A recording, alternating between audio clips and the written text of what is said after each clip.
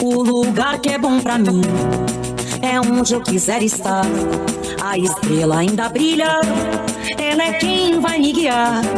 Ser guerreira é minha sina, batalhando pra vencer. Tenho voz pra ser ouvida, tenho sonhos pra viver. Não vão mais conseguir me anular, me calar. Ninguém vai me impedir de cantar e lutar.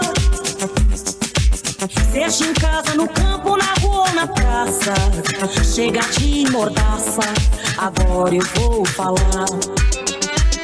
Porque eu sou mulher pra fazer acontecer. Eu sou uma delas, são elas por elas, ocupando os espaços de poder. Porque eu sou mulher pra fazer acontecer. Eu sou uma delas, são elas por elas, ocupando os espaços de poder.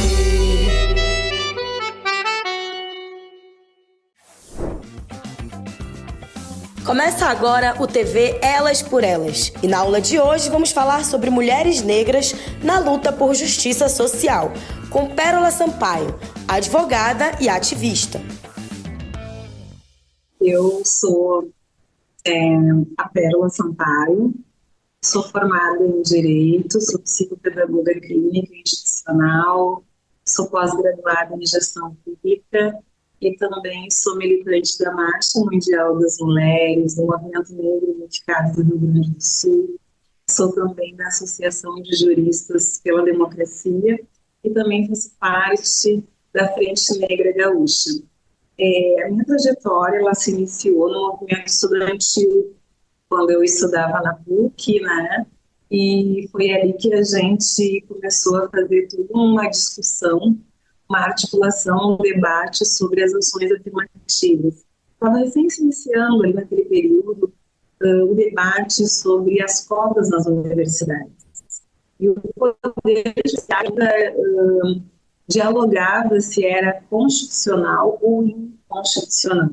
E nós, a nossa grande maioria, como filho de trabalhadoras e trabalhadores, a maioria vinda de bairros populares de Porto Alegre, do Rio Grande do Sul, nós estávamos iniciando a nossa vida na universidade.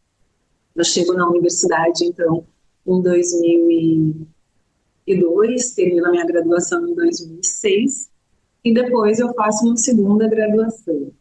E aí começa a minha trajetória de buscar a garantia dos direitos de quem mais precisa, de quem não nasceu num berço de ouro, mas que precisa, através do conhecimento e da educação, ganhar a emancipação. E aí a gente se organizou, fizemos um movimento estudantil na PUC, inclusive, na época, junto com Manuela Dávila, com Fernanda Melchiona, que era uma das grandes lideranças ali do movimento estudantil. Nós paramos a Avenida Ipiranga, que é uma grande avenida aqui em Porto Alegre, no Rio Grande do Sul, com 5.000 estudantes, porque nós queríamos um restaurante popular universitário, que não tinha.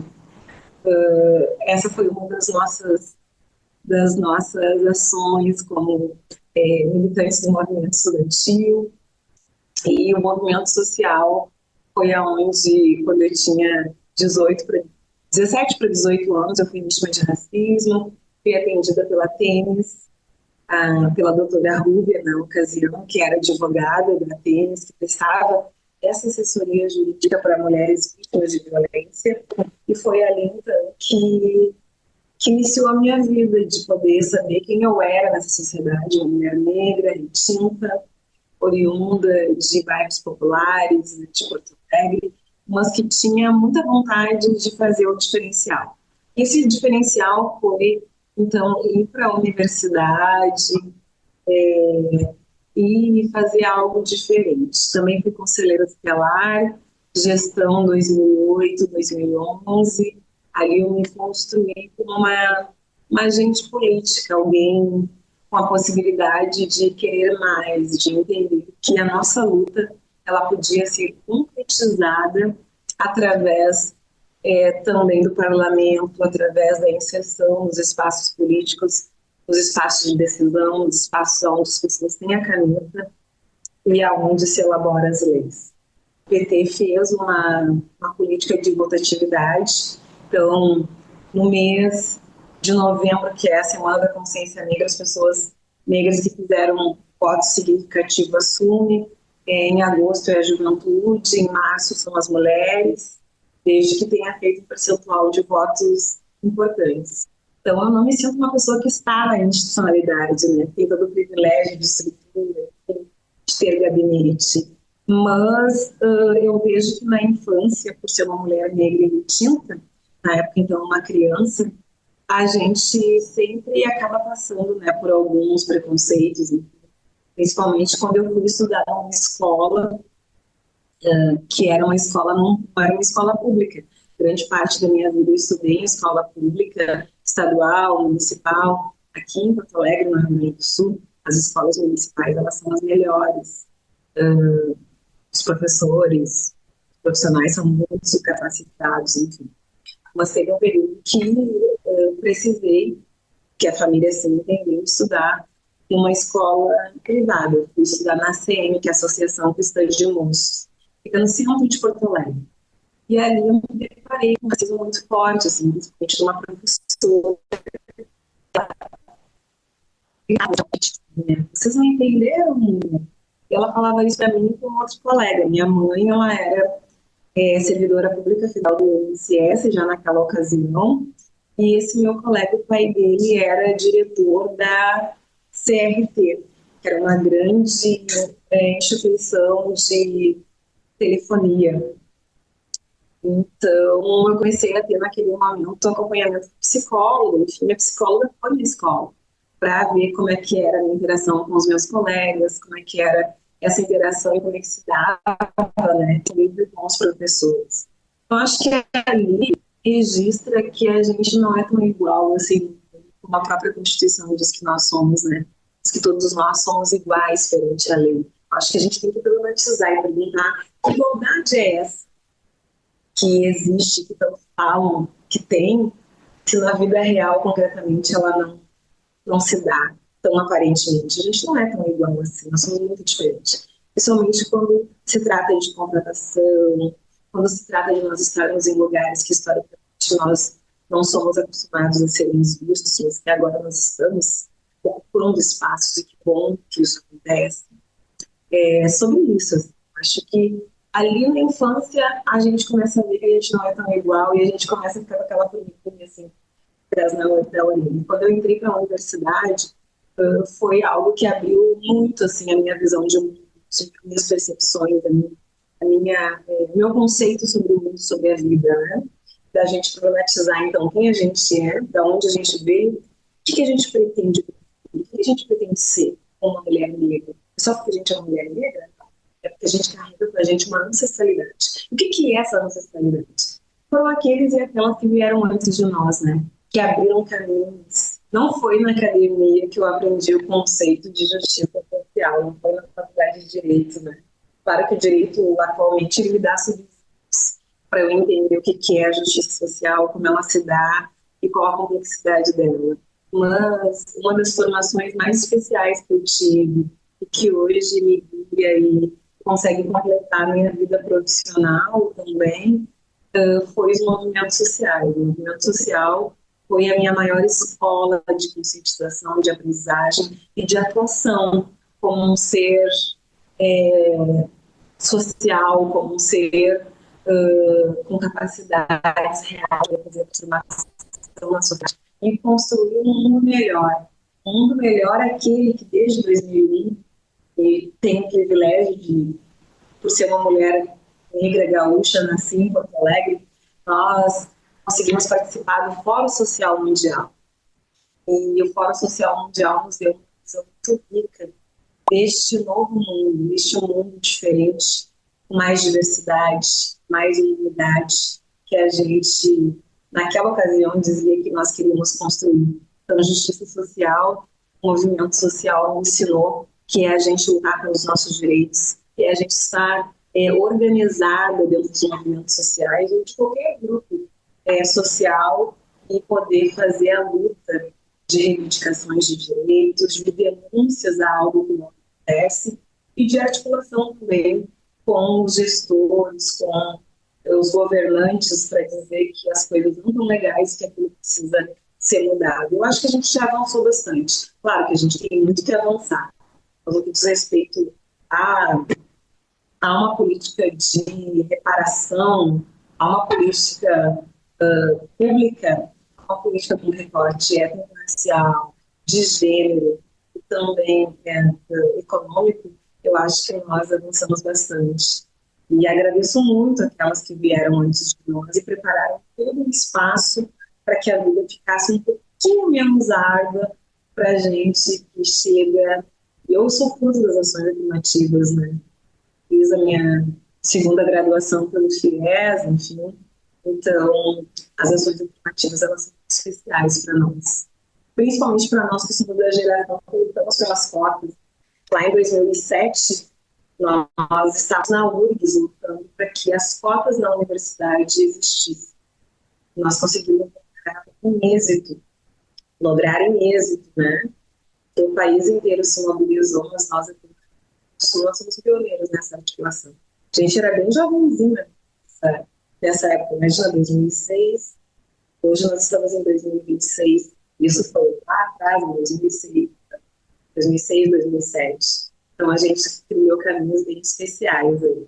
Acredito que o que ajuda muito a gente a sair desse processo de só reivindicatório e de denúncia e ir para os fatos concretos é a gente estar realmente, de fato, na titularidade no parlamento, nos espaços estratégicos de poder, que ele também vai além do parlamento, né? A gente sabe que hoje a gente está, principalmente nós mulheres e mulheres negras, em diversos espaços. Não foi à toa que a Coalizão Negra para o Direito colocou lá um outdoor, quando Lula foi para o exterior, dizendo que nós queríamos uma mulher negra no STF, no Supremo Tribunal Federal. Mas quero dizer que é muito importante que os partidos assumam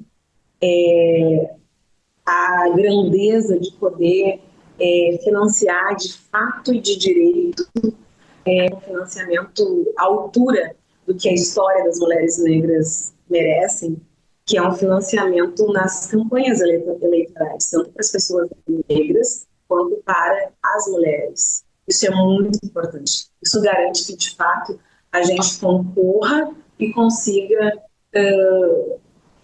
ter êxito na eleição. A gente consiga fazer uma eleição de dignidade, até porque a gente sempre para que o financiamento eleitoral fosse público e não porque aquela pessoa que está se candidatando tem articulação com o empresário, o X empresário. Isso faz com que a pessoa já inicie um processo de parlamento já corrupto. Se ela ganhou financiamento de empresa A, B, C e D, ela não vai poder estar batendo de frente com essa empresa, né, no futuro. Então, acho que isso é bem importante ser analisado.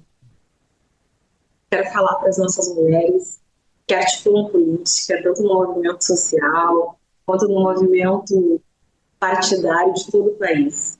Não te silencie perante as injustiças, não te acovarde, coloque seu nome à disposição, represente as nossas mulheres, principalmente seja força, luz e virtude para te representar aquelas que vieram antes de nós e que não tiveram voz e vez de poder falar, de poder estar nos espaços, de poder se inserir. Acho que nós temos uma grande tarefa deixada pelos nossos ancestrais, que é a gente desenhar um caminho com força, com virtude, com empoderamento, com letramento racial, com letramento da diversidade e também falar que eu estou muito honrada de ter participado do projeto Aquilombar, dando letramento racial nas periferias de Porto Alegre, aqui no Rio Grande do Sul, e que a gente percorreu cada lugar, cada movimento social, cada posto de saúde, cada espaço de assistência social, dando letramento racial, dizendo o que é o racismo, como ele se manifesta e quais as formas da gente enfrentá-lo. Então, dizer que falar para as nossas mulheres, dizer que elas têm que ter coragem, coragem de sorrir, coragem de ser feliz, coragem para que as meninas e meninos que olhem as candidaturas que irão surgir agora em 2026 possam se ver nelas. Acho que a gente tem um projeto bem importante articulado pelo Partido dos Trabalhadores e das Trabalhadoras, que é também o Elas por Elas, que garante e possibilita que todas nós, mulheres, que iremos colocar os nossos nomes à disposição, possamos, antes do período eleitoral, minimamente uma condição para a gente poder estar dialogando, fazendo um chazinho, fazendo uma reunião, aglutinando pessoas que a gente tem contato, que a gente tem os grupos ali, principalmente mulheres que estarão nas nossas campanhas, nas coordenações, articulando e fazendo com que cada mulher possa, nos 26 estados do Distrito Federal, ganhar o seu lugar, o seu espaço, porque não basta ser mulher e não basta ser uma mulher e mulher negra. Tem que representar a altura, a pauta do que a nossa luta feminista, antirracista e com justiça social merece. Então, falar na democracia, falar sobre o racismo ambiental, falar sobre o Estado democrático de direito é muito importante. E tu, mulher, tem a capacidade de estar no parlamento, tem a possibilidade de representar as tuas. É por isso que a gente constrói caminhos desde muito para que as nossas mulheres que estão chegando hoje, as que já estão há muito tempo, possam chegar com dignidade, com orçamento, com recurso, com articulação. Isso é muito especial. Viva a luta, viva as mulheres negras, e viva as mulheres de todas as cores, de todas as raças, do campo, da cidade, da floresta, do quilombo, de todas as profissões também. E sobre isso. Hoje a aula foi sobre mulheres negras na luta por justiça social, com Pérola Sampaio, advogada e ativista.